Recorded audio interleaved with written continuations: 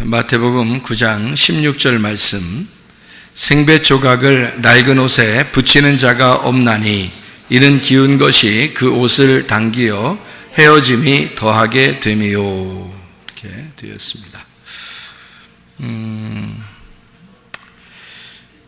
이런 사람은 없겠죠. 생배 조각을 낡은 옷에 붙이는 자가 없겠죠. 낡은 옷에다가 새 것 조각을 이렇게 붙여서 사는 그런 사람은 아마 없을 겁니다. 우리가 그리스도인 생활을 하다 보면 어떠한 옷을 입고 살아야 되느냐 하는 것을 우리가 잘 생각을 해봐야 되는데, 내가 만든 옷을 입어야 되는가, 아니면 그리스도께서 만들어 주신 옷을 입고 살아야 되는가. 내 옷을 내가 만들어서 입고 있으면 그것은 벗어놓고 예수님이 내게 만들어 주신 옷을 입고 살아야 되겠죠. 그러려면 내 옷을 과감하게 벗어야 됩니다. 내 옷을 입고 또 예수님 옷도 입고 이렇게 입을 수는 없는 거예요. 그러니까 내가 가진 지식을 가지고 예수님의 지식을 우리가 받는다는 것은 안 된다는 겁니다. 내 지식을 내려놓고 하나님의 지식을 받아야 되는 거죠. 내 색깔이 있는데 하나님의 그 세마포를 입을 수는 없는 거예요. 내 색깔을 벗어버리고 하나님의 세마포를 입게 돼야 되는 거죠. 그래서 머리 색깔도 다 나중에 늙으면 색깔이 다 빠져요. 어느 나라 사람이든지 다 흰머리로 빠집니다. 흰머리로 이렇게 색깔이 다 빠지거든요. 왜 흰머리로 다 색깔이 빠지냐면 색깔 빼라는 거예요. 네 머리에 있던 색깔들을 다 빼라. 그게 이제 힘 없어진다는 얘기고요. 노인이 되면 힘이 없어진다. 색깔을 다 뺐다. 흰 색깔이 되었다. 그 말이에요. 그 흰 색깔이 됐다는 말은 순수해지고 깨끗해졌다는 말이고, 그러니까 우리가 늙으면 늙을수록 속이 날로 새로워지는 거죠. 늙으면 늙을수록 속이 날로 새로워진다. 그것이 흰 색깔로 변한다 그 말이에요. 그래서 머리는 흰 색깔로 변한다. 몸은 늙어지지만 머리는 흰 색깔로 변해서 우리가 깨끗하고 순수한 색깔로 사람이 변한다. 이제 그래서 흰 색깔, 흰 머리는 노인의 면류관이다. 이렇게 된 것입니다. 그게 영광의 면류관이죠. 영광의 면류관은 뭐에서 나온 거예요? 영광의 면류관은 뭐가 영광을 가져왔어요? 그러니까 고통 없는 영광은 없다. 이런 말 있죠? 그러니까 영광의 면류관은 무슨 면류관에서 온 거예요? 가시 면류관에서 온 거예요. 그러니까 예수님이 머리에 쓰신 가시 면류관은 우리가 볼 때는 영광의 면류관이죠. 그런데 예수님은 가시 면류관을 썼다는 거죠. 근데 우리가 볼 때는 주님은 영광의 면류관을 쓰셨다. 이렇게 되는 거죠. 주님의 이제 가시 면류관이 부활할 때는 또 가시 면류관 쓰고 다니겠어요? 그렇지 않죠. 빛나고 이제 밝은 그런 면류관을 쓰시죠. 그게 이제 왕의 면류관이라는 거예요. 그러니까 죽기 위해서 이 땅에서 마지막으로 쓰신 면류관은 가시 면류관이고, 부활하셔서 쓰신 면류관은 영광의 면류관이 되는 거예요. 그러니까 이게 바뀐 거죠. 가시가 영광으로 바뀐 거죠. 그죠? 고통이 영광으로 바뀐 겁니다. 이게 성경의 원리예요. 잘 알아야 돼요, 우리가. 그러니까 고통 없는 영광은 없는 거예요. 가시가 누구를 말하는 거겠어요? 가시가 나를 말하는 거예요. 여러분은 목사님 얘기하는 거구나, 가시가. 그렇게 생각해. 여러분도 다 가시지. 여러분도 가시야. 나도 가시지만 여러분도 가시죠. 우리 모두 다 가시지. 예수님은 그러니까 뭘 짊어지고 뭘 뒤집어 쓰고 가신 거예요. 여러분과 저를 뒤집어 쓰고 가신 거란 말이에요. 그게 예수님에게는 고통이었다는 거죠. 여러분과 저를 이렇게 자기가 짊어지고 가시는 거예요. 그게 가시면류관이에요. 그러니까 자기가 가시면류관 쓰는 거예요. 고통스럽죠. 그런데 결국에는 그 가시 면류관이 뭘로 바뀌는 거예요? 영광의 면류관으로 바뀌는 거예요. 부활의 면류관으로 바뀌는 거예요. 그럼 예수님이 부활하시면 누가 같이 다 부활하는 거예요? 우리도 다 같이 부활하는 거예요. 그래서 우리가 이제 예수님을 찌르는 가시와 같았고 예수님을 죽이는 가시와 같았는데 예수님이 부활하면서 같이 부활하게 되는 거죠. 그러니까 우리가 이제 가시 면류관이 아니라 예수님에게는 영광의 면류관이 되는 거지. 그러니까 예수님의 영광의 면류관이 뭐라고 생각했어요, 여러분? 예수님의 영광의 면류관이 뭐라고 생각했어요? 예수님이 뭐 쓰고 다닌다고 생각했어요? 하늘나라 올라가서 예수님이 뭘 쓰고 다닌다고 생각했어요? 네? 영광의 면류관이 어떻게 생겼다고 생각했어요? 금으로 그냥 번쩍번쩍 하는 거, 그냥 여기서, 그러니까 금 깨끗하게 닦아가지고 모자 쓰고 이거 다니는 줄 알았죠? 하늘나라 올라가서. 그러면은 어떤 사람은 모자 쓴 거, 예수님이 금 면류관을 쓰신 거 보았고, 어떤 사람은 뭐 환상으로 봤다는 사람도 있고요. 어떤 사람은 그냥 머리카락으로 이렇게 있는 것, 그냥 그런 모습도 보았고요. 이게 예수님이. 그 뭐 천차만별이네. 그럼 예수님 어떨 때는 모자 쓰고 있다, 어떤 사람 어떨 때는 모자 벗고 있다 이러는가 보다, 하늘에서. 그런 거예요? 여러분, 하늘나라 올라가면은 영혼이거든. 우리가 다 영혼으로 바뀌어요. 그죠? 이런 몸이 아니라고요. 그래, 이런 몸이 아니면 진짜 이제 영혼으로 바뀌는데, 영혼이 진짜예요. 여러분, 이 몸이 진짜가 아니라 영혼이 진짜라고. 여러분 속에는 영혼이 진짜지, 여기 그 겉에 앉아있는 건 진짜가 아니죠. 이건 그림자지. 이건. 그래서 진짜가 떠나면요, 영혼이 떠나가잖아. 이런 몸은 그냥 주저앉아 버리는 거예요. 네. 뭐 건드려도 표시도 안 나죠. 그러니까 왜냐면 영혼이 진짜였으니까. 그러니까 진짜가 떠나버리면 이 가짜는 여기다 두고 가는 거거든요. 그러니까 우리가 가면 영혼이 진짜인데요, 진짜가 하늘나라에 올라가는데, 올라가서 뭐 영혼이 가가지고 뭐 쓰고 다녀야 되겠어요? 이런 이 세상에 있는 금 같은 거 막 이렇게 모자 만들어가지고 막 쓰고 다니고 그러겠어요, 하늘나라에서? 그렇지 않죠. 영광의 면류관이라는, 그 말은 부활의 면류관, 영광의 면류관, 그러면 부활의 면류관, 그런 거예요. 그러니까 주님 안에서 우리가 부활했다, 그러죠. 부활에 동참한 사람이 되었다, 이렇게 되는 거죠. 그러니까 우리의 면류관은 그러면 누구겠어요? 우리의 면류관은 예수님이죠. 우리의 면류관은 예수님이죠. 어떤 예수님? 영광의 면류관이니까 부활하신 예수님이라는 거지. 그러면 예수님은 뭐 쓰고 다닌다고? 예수님은 영광의 면류관 쓰고 다니신다고. 그러면 그게 누구라고? 나, 부활한 우리들을 쓰고 다니신다고요. 그게 영광의 면류관이라고. 이 땅에서는 가시면류관이라고요. 주님이 가시면류관을 쓰셨어요. 왜냐하면 나 같은 것을 주님이 짊어지시고 가신 거니까. 가시면류관을, 가시 같은 너희들. 예수님이, 이게 하나님이요, 여호와죠. 여호와 하나님, 여호와 하나님, 예수님인데요, 구약의 예수님이 여호와인데, 그 여호와 하나님이 모세를 만날 때 어떻게 만났죠? 뭐에다가 불이 붙었어요? 네, 떨기나무에 불이 붙었어요. 그 떨기나무가 어떻게 생겼을까? 가시나무예요. 그러면 거기서 떨기나무에 불을 붙인 하나님은 그 뭐를 설명하려고 했을까? 떨기나무를 누구라고 얘기하고 싶었을까? 모세라고 얘기하고 싶었던 거예요. 그러니까 너는 아무것도 아니야. 이 광야에, 이 산에 아무것도 아닌 존재에, 그 가시와 같은 너라는 존재에 하나님의 불이 임하니까, 그러니까 불이 타지 않는 아주 신비한 그 불이 붙은 나무가 됐단 말이에요. 그러니까 모세가 신기하죠, 그게. 그러니까 하나님이 우리에게 임하시면, 우리 같은 존재는 아무것도 아니에요. 가시나무와 같은 우리 아무것도 아닌 존재에 하나님의 불이 임하시면 이 놀라운 하나님의 역사가 일어나게 된다는 거죠.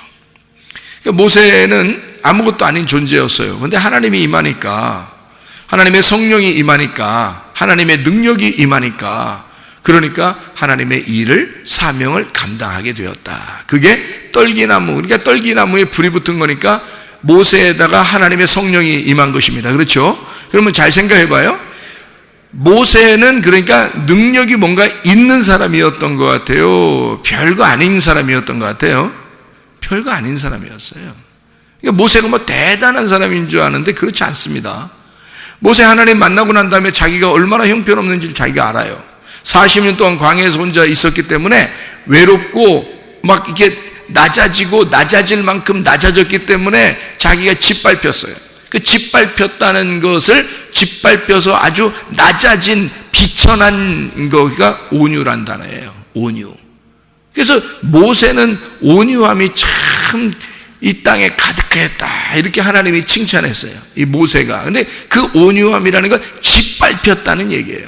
그 말은 뭐냐면 하나님이 내가 다시 다른 말로 바꿔서 얘기하면요, 모세는 이 땅에서 진짜 많이 짓밟힌 자야 라는 단어의 뜻이에요. 그게 모세가 그렇게 많이 얼만큼 40년 동안을 짓밟혔어요. 자기 혼자 외롭고 왕자로 애굽에 살아나다가 광야로 왔으니까 얼마나 짓밟혔겠어요.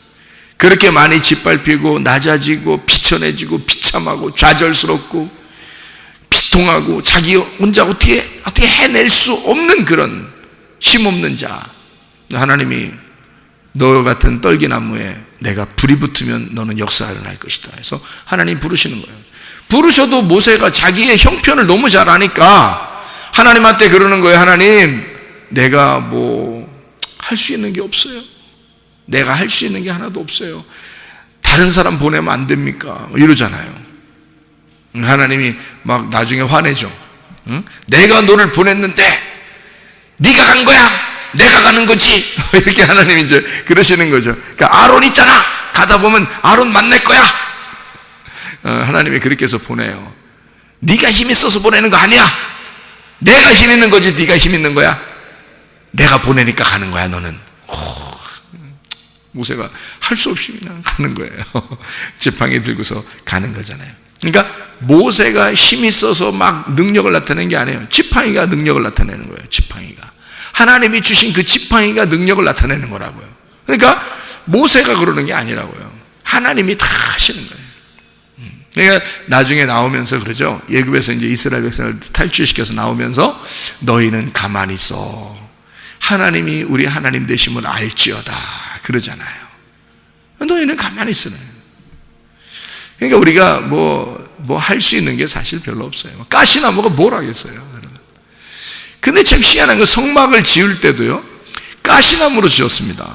희한하게요. 그 시띠나무거든요. 그래서 성경에 보면 시띠나무로 성막을 짓습니다. 모세가요, 성막을. 그러니까 그 시띠나무가 가시나무 같은 거예요. 가시나무 종류예요. 그러니까 아카시아 나무 종류, 아주 아주 큰 이런 게 아니라 가시나무 종류예요. 근데 그걸로 모든 나무를 갖다 다 성막에 있는 나무를 다 그거로 만들어요. 그리고 심지어 법궤를 그거로 만들었어요. 법궤를. 그러니까 이 법궤라는 게 말이에요, 엄청난 거 아닙니까? 이게 법궤는 진짜 하나님의 말씀이고 하나님 자신이고 하나님의 이름이 거기에 있으니까 법궤라는 자체가 굉장히 중요한 거거든요. 성막이라는 건 왜 있냐면 법궤 때문에 있는 거예요. 법궤 때문에. 그럼 법궤가 중심이잖아요. 그런데 이 중심인 법궤를 어떤 나무로 만들면 시띠나무로 만들었어요. 그러니까 가시나무 종류예요. 가시나무는 성경에 가시나무가 하나님이겠어, 예수님이겠어? 가시나무가요. 가시나무는 다 우리를 말하는 거예요. 그러니까 우리 나무, 나의 나무, 이 가시나무 같은 거예요. 그러니까 법궤를 만드는데 세상에 가시나무로 만들어요. 그러면 법궤를 뭘로 만들었다는 얘기야? 나로 만들었다는 얘기야. 그러니까 하나님 말씀이 이렇게 따로 이렇게 떨어져 있는 게 아니라 이 말씀이 나와 함께 있어야 되는 거야. 이게. 그러니까 법궤가 따로 있는 게 아니야. 내가 법궤가 돼야 되는 거야. 내가 하나님 말씀 돼야 되는 거예요. 그러니까 이게 따로 떨어져 있는 줄 알아, 사람들이. 그렇지 않아요. 가시나무로 법궤를 만들었어요. 그런데 그 법궤를 그냥 둔 게 아니라 거기다가 기름을 발라요. 올리브 기름을요. 그 법궤를 이렇게 만들어가지고 가시나무로 만드니까 그건 나예요, 나. 그러니까 나를 갖다가 거기다가 기름을 바르시는 거야, 하나님이. 기름을 바르게 하고 그 기름 위에다 금을 입혀요. 그러면 우리가 이제 이렇게 밖에서 이렇게 법궤를 보잖아요. 그러면 뭐가 입혀진 거냐면 기름과 금이 입혀진 거거든요. 그게 법궤예요. 근데 알고 보면 속에는 뭐예요? 가시나무예요.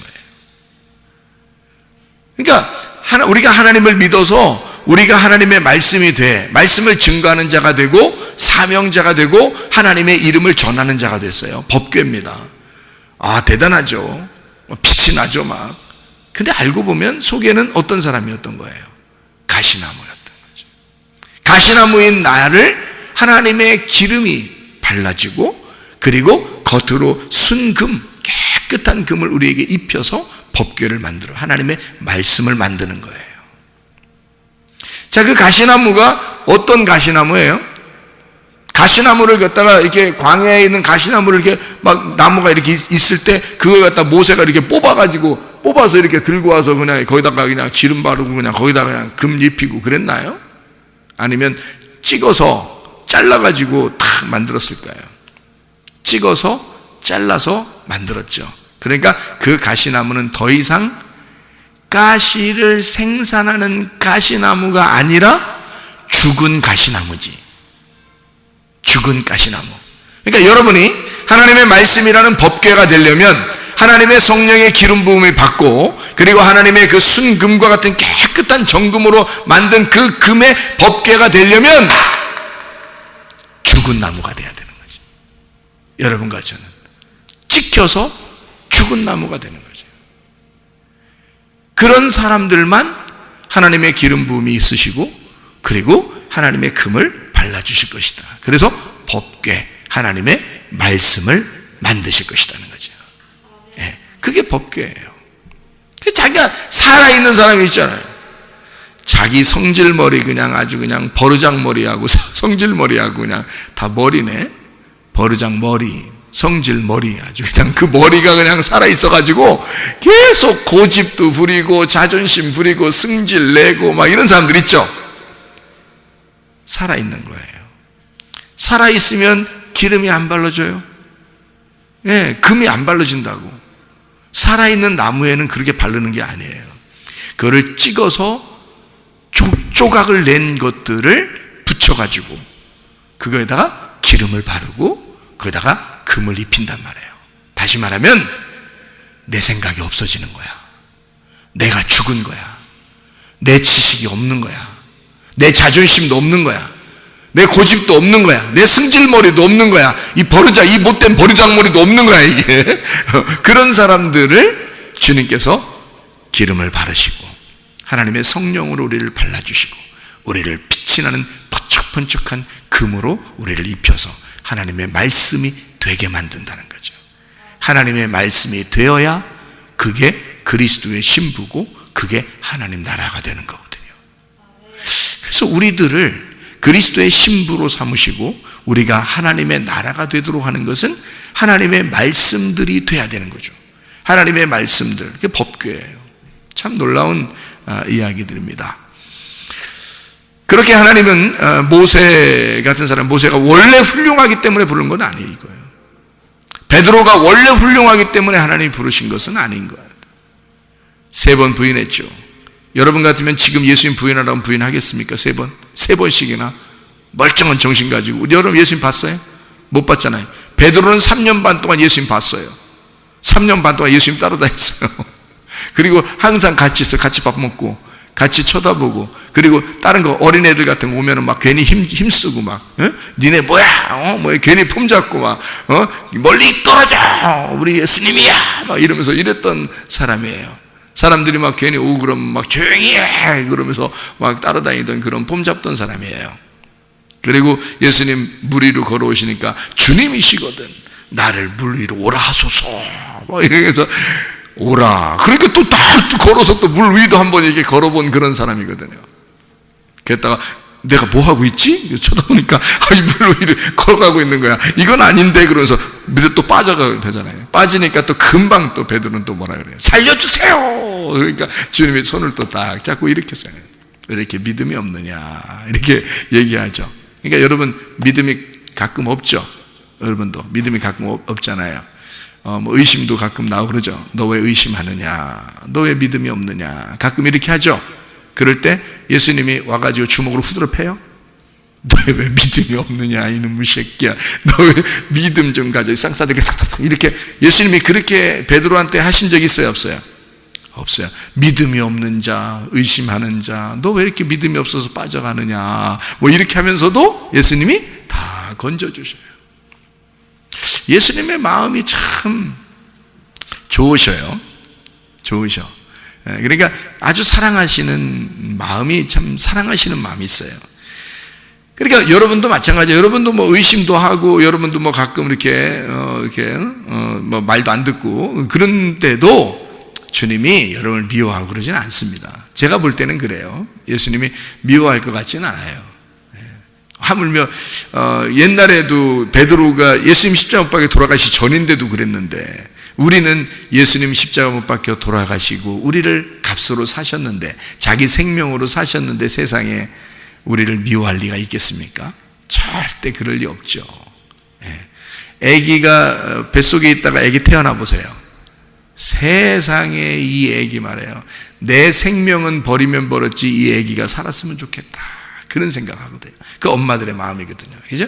그러니까 내 자식은 살았으면 좋겠다. 내가 희생하더라도 내 자녀들만큼은 잘 됐으면 좋겠다. 이게 부모 마음이거든요. 그 부모 마음이야. 그런 마음이 안 들거든. 애 낳지 마. 그냥 계속 이렇게 나오려고 그러면 자꾸 붙들고 있어. 안 돼. 너 아직 안 돼. 내가 마음이 아직 준비가 안 됐거든. 나오면 안 돼. 이렇게 해야 돼. 근데 만약에 마음이 준비가 이렇게 그런 마음이 딱 되거들랑 나와라. 나와. 주여.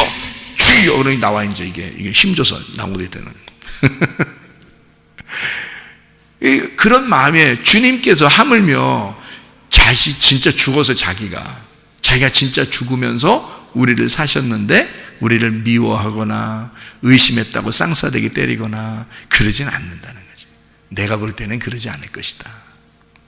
베드로가 늘 그렇게 막 나대고 그랬던 사람이에요. 여러분도 괜찮아요. 나대도. 조금씩 나대도 돼. 조금씩 나대도 돼. 우리 교회에서는 뭐 내가 이제 조용히 하라, 가만히 있어라 그렇게 하는 것은 너무 힘들여서 자꾸 힘을 쓰려고 하니까 하지 말고 너 가만히 있어. 하나님 되심을 알지어다. 그렇게 자꾸 얘기해 주느라고 그런 거죠. 성경에 그런 말들이 있으니까. 그죠? 그러는 거지. 사실 나댔다고 해서 하나님이 막 너 이놈의 자식 한번 두고 봐 뭐 이런 식으로 하지 않는다는 거죠. 베드로도 굉장히 나댔어요. 그리고 3번이나 부인했던 사람이에요. 자, 베드로가 진짜 괜찮은 사람이었을까요? 저는 그렇지 않다고 봐요. 베드로가 그렇게 훌륭한 사람 같지는 않아요. 그런데 베드로가 훌륭한 점이 하나 있었어요. 뭐가 훌륭한 점이 하나 있었냐면 3번을 부인하고 죽지 않았습니다. 그게 훌륭한 점이에요. 그러니까 3번을 부인하고서 이 사람이 말이야 가룟 유다 같으면 막 쪽팔려서 진짜 죽었거든요. 쪽팔려서 가룟 유다는 내가 세상에 이럴 수 있느냐 하면서 죽었는데 베드로는요 아니야 죽을 수 없어. 그런 사람이에요. 다른 사회 보면 진짜 뭐 남자답지 못한 그런 사람처럼 보일 수도 있습니다. 상남자가 아니라 하남자 같은 그런 사람일 수도 있어요. 그런데 베드로가 한 가지 잘한 게 그거예요. 안 죽은 거. 안 죽고 기다린 거예요. 근데 진짜 예수님이 오신 거예요. 와가지고 베드로를 갖다 뭐 너 매 좀 맞아보자. 너 다리 걷어. 너 몇 대 맞을래? 뭐 이런 거 안 했어요. 예수님 오셔서 네가 나를 사랑하느냐 이렇게 3번이나 물어봐요. 베드로가 얼마나 눈물 나겠어요. 자기가 3번을 부인했는데 세상에 3번을 그대로 물어보는 거예요. 그 얼마나 눈물 나는 일이에요. 베드로가 거기서 예수님이 그 사랑으로 자기를 부인하고 자기를 죽는 데 넘겨준 그 베드로를 예수님은 생명, 그 예수님의 사랑으로 그를 덮어주는 거예요. 거기에 이제 베드로가 녹아진 거죠. 완전히 녹아집니다. 그리고 주님의 사명을 감당하게 된 거죠.